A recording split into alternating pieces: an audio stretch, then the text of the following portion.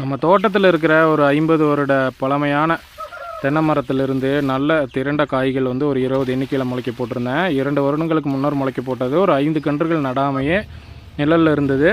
இப்போ 20 அடி இடைவெளியில் வடக்கு தெற்கு திசையில் ஒரு சாரியாக நட்டு விட்டுருக்கேன். இதற்குள்ளே வந்து வாழைக்கன்றுகள் தான் இடையில பச்சை வாழைக்கன்று, ரஸ்தாலி இந்த மாதிரி அதிக விலைக்கு நல்ல தேவை இருக்கிற கன்றுகளை உள்ளே நட்டலான்னு சொல்லி இந்த 5 கன்றுகளையும் பிடுங்கி நடவு செஞ்சுட்டேன்.